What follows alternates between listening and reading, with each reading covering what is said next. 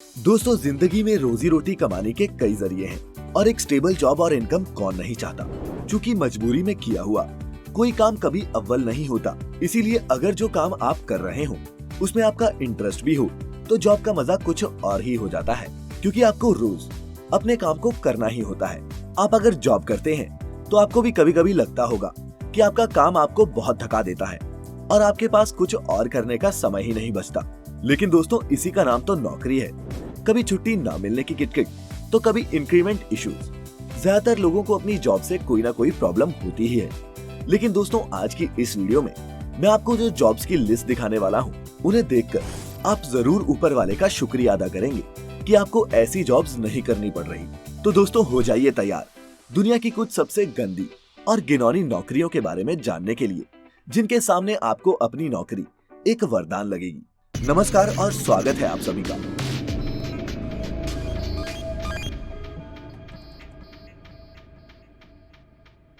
Barnyard मास्टरबेटर। अगर आप जानवरों से प्यार करते हैं तो आप निश्चित ही जू कीपर, डॉग ट्रेनर जैसे ऑक्यूपेशंस में रुचि रखते होंगे। लेकिन कुछ लोग हैं जिन्हें जानवरों से इतना लगाव होता है कि वो उन्हें एक अलग टाइप का प्लेयर देते हैं। नहीं, गलत मत समझिएगा। दरअसल ये इनकी जॉब का एक हिस्सा है। बार्नयार्ड मास्टरबेटर एक ऐसा ही ऑक्यूपेशन है जिसमें काम करने वाले लोगों को फार्म एनिमल्स को रेक्टल इलेक्ट्रीफायर से स्टिमुलेट करना होता है, या फिर पुराने ट्रेडिशनल तरीकों यानी कि हाथों से इन जानवरों को स्टिमुलेट करने के बाद उनके स्पर्म्स कलेक्ट करके डॉक्टर को देने होते हैं। है ना कमाल की जॉब। आप इस जॉब के बारे में क्या सोचते हैं? नीचे कमेंट्स में मुझे जरूर बताइएगा। Vomit collector. एंशिएंट रोमन्स अपने लेविश पार्टीज के लिए काफी मशहूर थे। लैम्ब ब्रेन से लेकर अलग अलग तरह की वाइन्स तक हर वैरायटी के ड्रिंक्स और फूड इनकी पार्टीज में होते थे। अब इतना खाने और पीने के लिए पेट भी तो खाली होना चाहिए, तो इनकी पार्टीज में एक सेपरेट रूम में बेसिन्स और बकेट्स रखी जाती थी।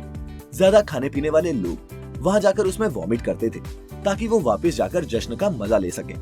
अब वॉमिट कलेक्टर का काम था उन उल्टियों वाले बेसिन्स और बकेट्स को साफ सुथरा रखना। वैसे दोस्तों, आज भी इस तरह की जॉब्स आपको अम्यूजमेंट पार्क्स में देखने को मिल जाएगी, क्योंकि कई लोगों की राइड्स में बैठने की एक्साइटमेंट एक उल्टी के साथ खत्म होती है। वो तो वहां से चले जाते हैं, लेकिन वॉमिट क्लीनर्स को उस वॉमिट को साफ करना पड़ता है। तो अगली बार जब भी आप अपनी जॉब को कोसें तो इनके जॉब डिस्क्रिप्शन को जरूर याद रखना। Groom of the stool.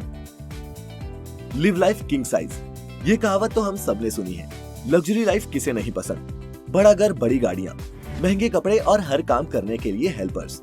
हमने कहानियों और मूवीज में देखा ही है कि राजाओं के साथ हमेशा एक आदमी उसकी खिदमत के लिए रहता है। लेकिन राजा के करीब होने से जो अय्याशी के ख्वाब आप देख रहे हैं वो अभी चकनाचूर हो जाएंगे। दरअसल इंग्लैंड के राजा के लिए ऐसी ही एक जॉब करने वाले आदमी को ग्रूम ऑफ द स्टूल कहा जाता था। राजा को जब वॉशरूम जाना होता था तो ये राजा को अनड्रेस करता था, और जब राजा अपना पेट खाली कर रहा होता था तब ग्रूम ऑफ द स्टूल उसके बाजू में ही रुकता। उसके बाद वो राजा के पिछवाड़े को पानी और कॉटन से वाइप भी करता। ग्रूम ऑफ द स्टूल की कई जिम्मेदारियों में राजा की ईटिंग और बाउल मूवमेंट्स के शेड्यूल का ध्यान रखना भी था। अब ये सब सुनने में काफी अजीब लग सकता है, लेकिन उस समय इस जॉब को काफी प्रिविलेज्ड माना जाता था, क्योंकि जाहिर सी बात है कि ऐसे पर्सनल काम के लिए राजा किसी ट्रस्टवर्दी इंसान को ही रखते थे। आपका इस जॉब पर क्या कहना है? क्या आप ये नौकरी कर पाते? मुझे कमेंट्स में बताइएगा। हैंग्समैन जॉब या फिर जल्लाद की जॉब। ये जॉब सुनने में तो जरा भी मुश्किल नहीं लगती। जिन लोगों ने घिनौने क्राइम्स किए हैं, कोर्ट ने जिन्हें फांसी की सजा सुनाई है, बस उन्हें पुलिस के सामने एग्जीक्यूट कर देना है। लेकिन ये काफी डिस्टर्बिंग जॉब है, स्पेशली तब जब क्रिमिनल इस सजा से डर रहा हो और फांसी के प्लेटफॉर्म पर चढ़ने से मना करे। कई बार फांसी देने के बाद मिनटों तक बॉडी तड़पती रहती है, और ये सब देखने के लिए आपका दिल पत्थर का होना चाहिए। ये काम करने के लिए भारत में सरकार द्वारा जल्लाद को 3 से 5,000 रुपए मिलते हैं, और जैसा कि हम जानते हैं, हमारे देश में सिर्फ सबसे घिनौने काम के लिए ही फांसी सुनाई जाती है। इसीलिए ये कोई रेगुलर जॉब नहीं हो सकती। ज्यादातर केसेस में ये भी देखा गया है कि जिनके बाप दादा इस प्रोफेशन में थे, उन्हीं के बच्चे इस प्रोफेशन में जाने की हिम्मत रखते हैं। Weeping boy. दोस्तों, जब हम मूवीज देखने जाते हैं तो हमें धूम्रपान के विज्ञापन दिखाए जाते हैं, जिसमें एक कैंसर पेशेंट की नाजुक हालत के बारे में स्क्रीन पर बताया जाता है, और ये मैसेज दिया जाता है कि धूम्रपान करने से हमारी भी ये हालत होने की संभावना है। बस इसी से कुछ मिलता जुलता था विपिंग बॉय का जॉब। अब अक्सर किंग्स और क्वींस बाहर रहते थे, तब प्रिंस किंगडम में बाकी सर्वेंट्स के साथ रहता था।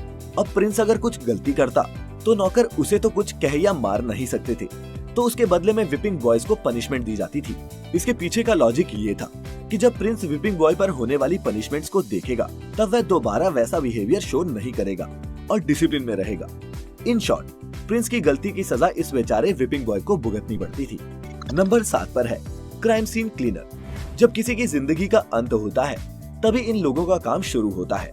सुसाइड हो या फिर मर्डर, ये टफ लोग ब्लड स्टेन से लेकर बॉडी के टुकड़े तक सब कुछ क्लीन करते हैं।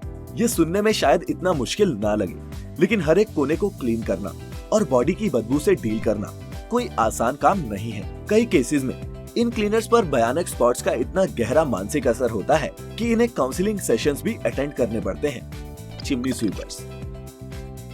दोस्तों, हम जब बच्चों को टपरी पर चाय बेचते या फिर घरों में काम करते हुए देखते हैं तो हमें कहीं ना कहीं दुख लगता है।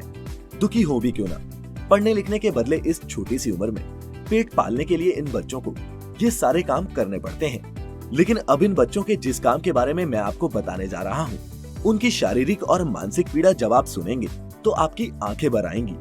दरअसल ये बात है यूरोप के इंडस्ट्रियल रेवोल्यूशन के टाइम की। आज हमारे पास सर्दी से बचने और गर्माहट के लिए हीटर्स हैं, लेकिन उस समय गर्माहट के लिए घरों में फायरप्लेस बनी होती थी जिसमें लकड़ियों को जलाया जाता था। अब इनकी चिमनीज को साफ करने वाला भी तो कोई चाहिए था, क्योंकि जब हम लकड़ियों को आग लगाते हैं तो वो तार रिलीज करता है जो चिमनी की दीवारों पर चिपक जाता है। चिमनी की इन दीवारों पर क्रेसोट नाम का एक मटेरियल भी बनता है जो एक हाईली इन्फ्लेमेबल सब्सटेंस है। इसीलिए अगर इन्हें साफ नहीं किया जाए तो घर में आग लगने का खतरा भी बना रहता है।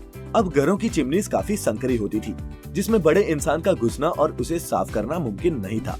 इसका सॉल्यूशन ये निकाला गया कि 4-5 साल के उम्र के बच्चों को इस पतली गंदी अंधेरे से भरी चिमनी में साफ सफाई करने के लिए भेजा जाए और बदले में उन्हें एक टाइम का खाना और सोने की जगह मिल जाएगी।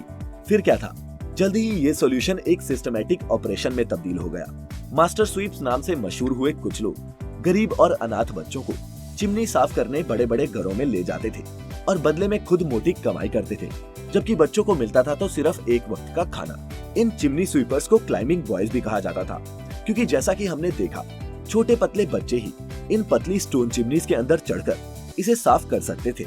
ये बच्चे बिना किसी सेफ्टी रोप के सिर्फ एक फ्लैट ब्रश के साथ इन चिमनीज में एक कैटरपिलर की तरह अपनी एल्बोज और नीज के सहारे ऊपर चढ़ते थे। खुरदरी दीवार की वजह से इनके हाथ और पैर काफी घिस जाते थे और कभी कभी खून भी निकल जाता था। कभी कभी चिमनी के अंदर बड़ी मात्रा में सूट उन पर गिर भी जाता था और दम घुटकर उनकी मौत भी हो जाती थी। अगर मौत इनको बख्श भी देती तो डस्ट और केमिकल्स के एक्सपोजर के चलते वो गंभीर बीमारियों के शिकार हो जाते। आगे चलकर यूरोप के अधिकतर देशों में चिमनी स्वीपर्स एक्ट के तहत इस जॉब को खत्म कर दिया गया। फुलर। प्राचीन समय में बेड से मिले ऊन की क्वालिटी के लिए और उसे थिक टेक्सचर देने के लिए यूरिन में उसे क्लीन किया जाता था। इसके लिए उन्हें कई लीटर पेशाब की जरूरत पड़ती थी जो वो पब्लिक बाथरूम से कलेक्ट करके पूरा करते थे। ये काम रोमन साम्राज्य में उनके गुलाम किया करते थे। घुटने तक इंसानी पेशाब में भरे टब में ऊन को साफ करना सोचकर ही घिन आती है। दरअसल दोस्तों, यूरिन में अमोनिया होता है जो वूल को क्लीन करने में मदद करता है। आज भी यूरिन से मिले अमोनिया का इस्तेमाल इंडस्ट्रियल क्लीनिंग एजेंट्स में इस्तेमाल किया जाता है। बाद में फुलर्स अर्थ को इंट्रोड्यूस किया गया जिससे यूरिन में वूल को क्लीन करने की समस्या हमेशा के लिए दूर हो गई। Leech collector. अगर आप मुझ जैसे हो तो जरूर आप कीड़ों मकोड़ों को देखते ही हजारों मील दूर भागते होंगे, लेकिन प्राचीन समय में लीचेस को एक मेडिकल क्योर के तौर पर इस्तेमाल किया जाता था।